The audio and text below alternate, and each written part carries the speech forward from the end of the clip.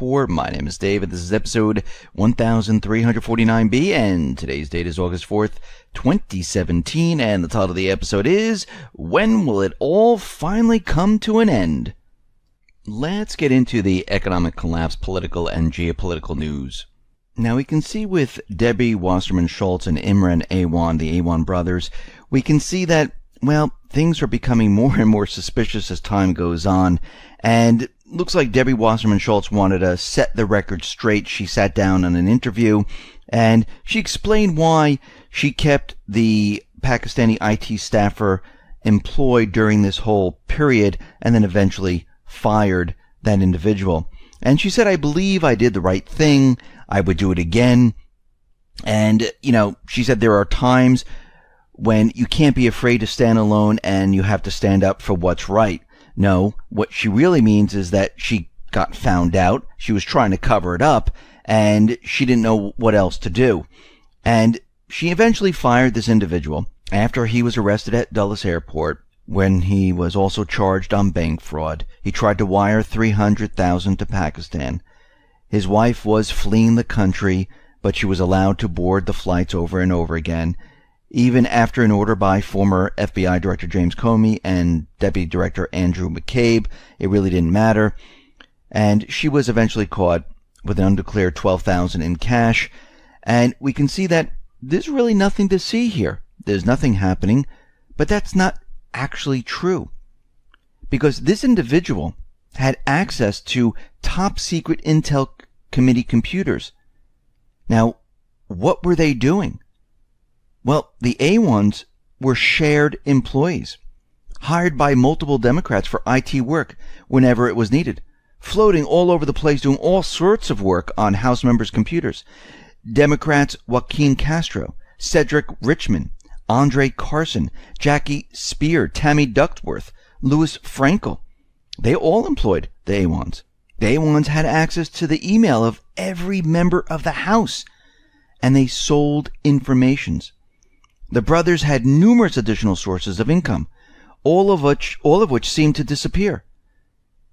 While they were supposedly working for the House, the brothers were running a car dealership full-time that didn't pay its vendors.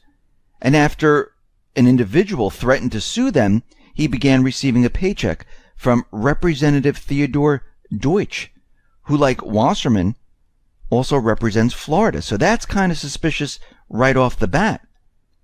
And that doesn't even make sense. Why would this check be coming from Theodore Deutsch when the A1s, they own the car dealership? Now, Debbie Wasserman Schultz is saying, well, there's nothing to see here. You're only bringing this up to take everyone's attention away from what's the real issue. And the real issue is the Russian collusion. No, actually, it's the other way around.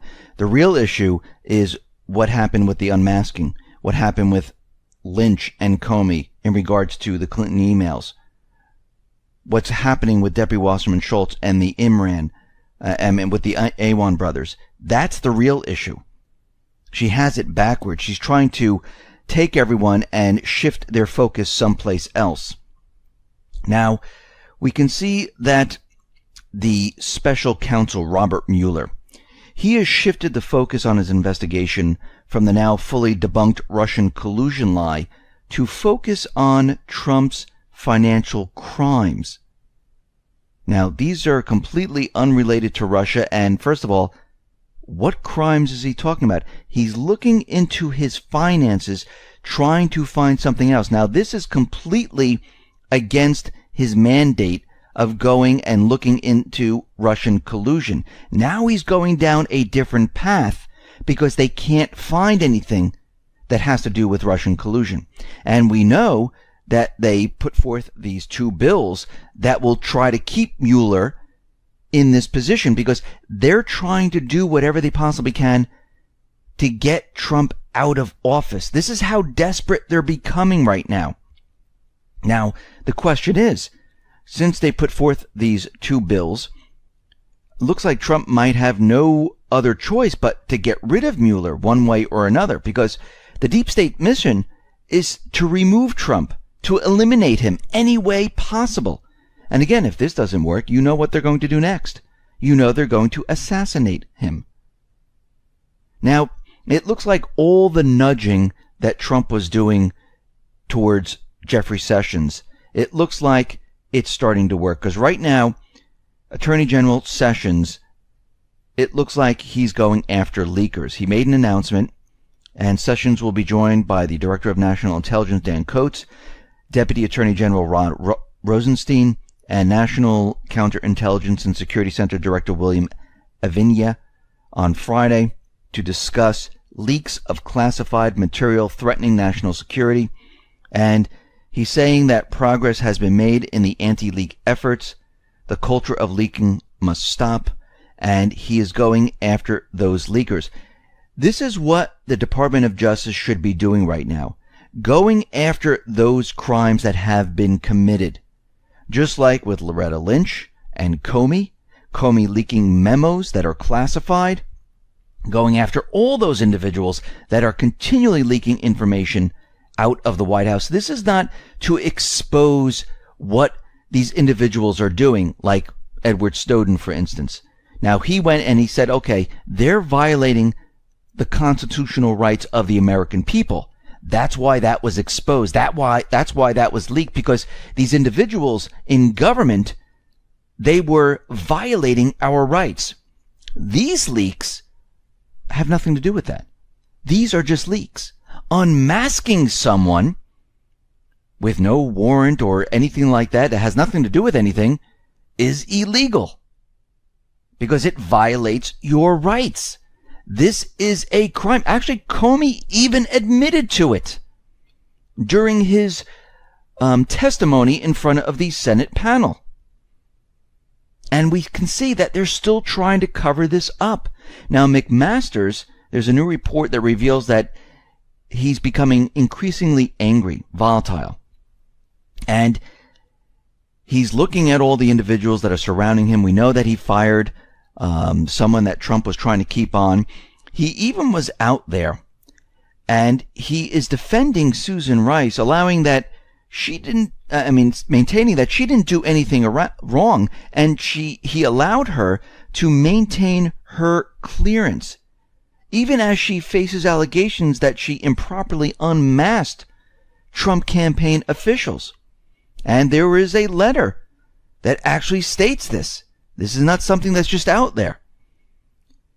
So this is very interesting on how all these people are trying to cover each other and try to keep everything that they've been doing a secret. But guess what's happening right now?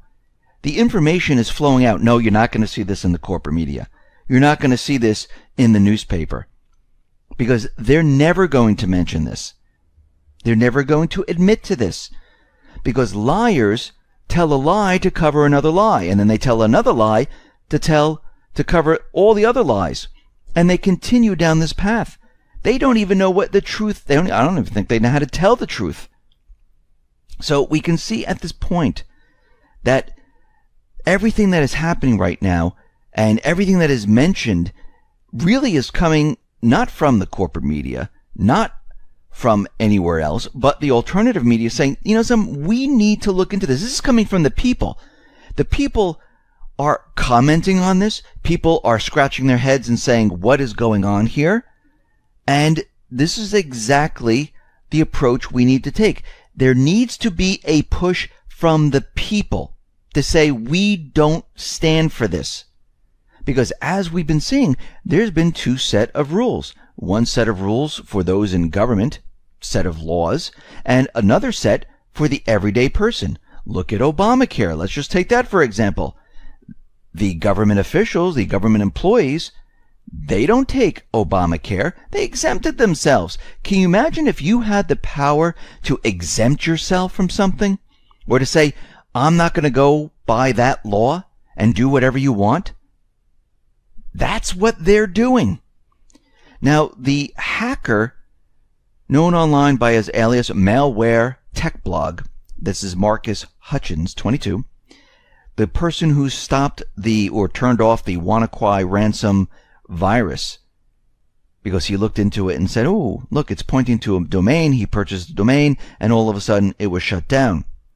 Well, it looks like the FBI arrested him allegedly, they're saying that he masterminding the Kronos and banking Trojan, and he's charged on 6 counts according to a court indictment document. Now, this is very interesting where they're going after him right now. Of course, they're saying he has nothing to do with this whatsoever. He's completely innocent. And they're accusing him of advertising Kronos, selling it on Alphabay, the now shut down darknet market. And, of course, Trump issued this to be shut down. And they're saying that he's all part of this. Now, maybe he is, maybe he isn't. But it's very interesting that they're going after the individual who actually stopped the WannaCry ransomware. Now, are they getting back at him because this was part of the CIA's plan to basically show the world that they can reach anywhere, and he figured out how to stop it? I mean, it's starting to look that way, because as we know from Vault 7, where WikiLeaks let out, what the CIA can do, we know that they have the ability to do all of this. Now, WikiLeaks, they just released another document, and they revealed Dumbo.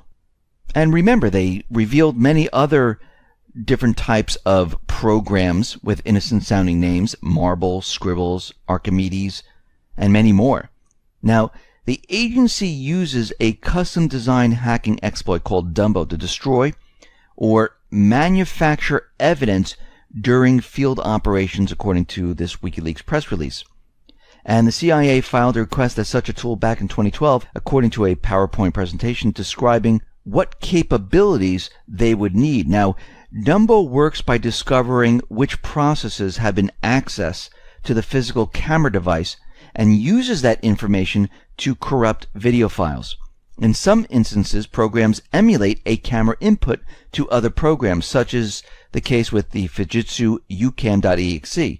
When this occurs, the ucam.exe will have control over the actual webcam, and you feed input to other processes that record images to files as needed. And we can see that they could use this to create their own evidence or destroy evidence or do whatever they want.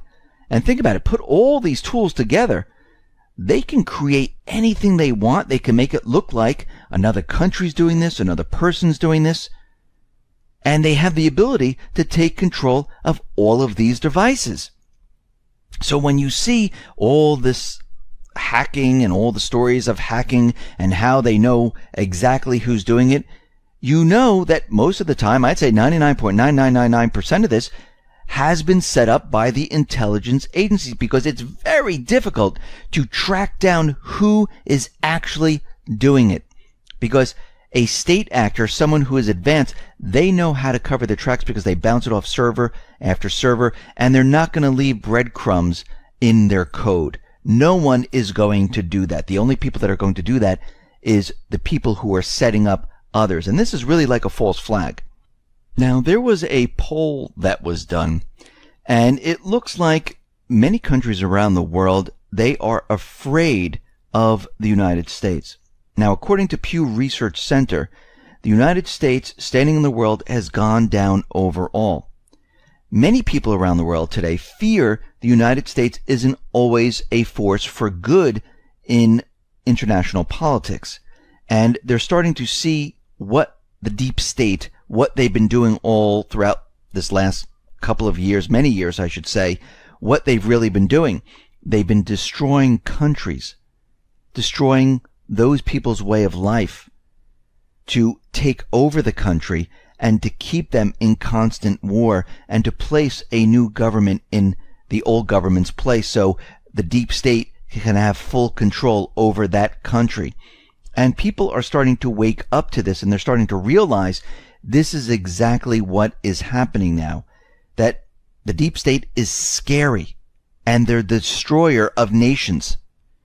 Now, a couple reports ago, we talked about how Maduro, his intelligence individuals, people, they picked up the opposition leader and they just took him away. Well, he was returned right now back to his home. I guess whatever had to be done was done, and they returned him. He's not being tortured.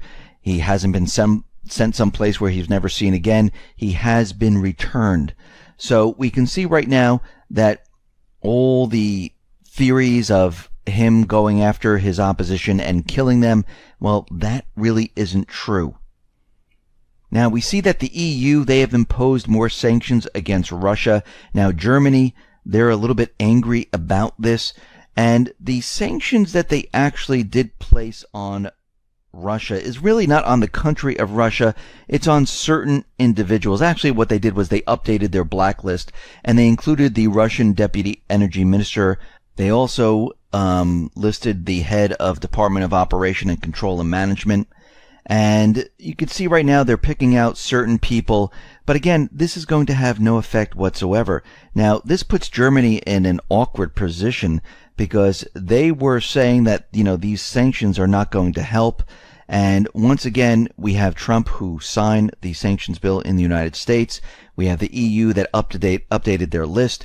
Germany and many other nations are completely against this. And I do think that Trump right now is setting it up where he's not going to follow through on a lot of the sanctions that have been placed in there. And I think he's going to go to the Supreme Court right now to say that these things are completely unconstitutional, that we can't abide by them. And we can see that we're heading down that area. And I have a funny feeling he's going to do this very, very soon. We see that the deep state, those in the Pentagon, and remember, the deep state is still intertwined in government. They're not all out of government right now. They're still there, and we can see that they're setting up for a global type of drill to counter Russia and other complex threats. And what they're doing right now, their goal of the Pentagon, is to hold exercises that would involve troops from all 9 U.S. Unified Combatant Commands instead of being limited to a specific region or military. They want everyone coordinated at once to fight Russia. Now, once again, we know that Russia is not a threat. This is completely made up. We know from Seymour Hersh, the whole Russian collusion thing was the idea of the intelligence agency, the Brennan operation. And we can see right now the deep state, they are not giving up. When will this all end? When will we get rid of the deep state? When will we be able to take back America? Well, that is the big question right now, because as we can see, the battle, the fight is still going on. Now, once again, this is not about, oh wow, Trump is going to save America, it's going to be fantastic, he's going to do everything we want. What he's there for is to mix things up, to get rid of the deep state, to give the country, hopefully, back to the people. And if he can't do it, then we need someone else in there. And there were not many people to choose from to have this done. I mean, think about it. I mean, if we had anyone else like Marco Rubio running for the Republicans and Clinton running for the Democrats, there were no good choices there. Rubio's part of the neocons, Clinton part of everything else, and we would have ended up in war. So right now, what we're seeing, and this is why we're seeing all this happen, where he wants a travel ban, they're fighting against a travel ban. He wants to remove this person, like Comey, they come down hard on him. He wants to get along with Russia, well, Russian collusion. They can't find anything in Russian collusion, let's look for something else. Let's hire a special counsel to look into everything they have going. Let's try to set them up with this Russian lawyer. Let's spy on them and record everything that they're doing to see if we can catch them in some type of collusion. This is why all of this was done, because they never wanted him. They were setting him up from the beginning. And what's happening right now is that their entire plan, it's falling apart right in front of them. And they're doing everything they possibly can to stop this. And this is what should scare everyone, because if they can't stop him legally, they can't stop, and it's not just Trump, there are many individuals behind him helping him through this. If they can't stop him, they're going to have some type of false flag event. They'll even try an assassination. This is still on the table, because the only way it's going to end is to cut off the funding of the deep state. And the only way to do that is to get rid of the central bank. That's how you get rid of it. Because this way, you limit the amount of funds they can receive. Because with the central bank, it's just an open and free printing press, or they just push the button. And they can take this money, they can save it for something else, use it for something different, funnel it into Afghanistan, take the trillions of dollars, move it to someplace else, set up poppy fields, use drugs, smuggling back and forth. You need to cut off their funding, just like the Islamic State, where Russia went in, found that long, truck convoy where they were shipping oil from Syria into Turkey. They found it right away, destroyed it. They cut off their funding. The Islamic State is reeling. The same thing with the deep state. The funding will need to be cut off. And this is a difficult task to do. That's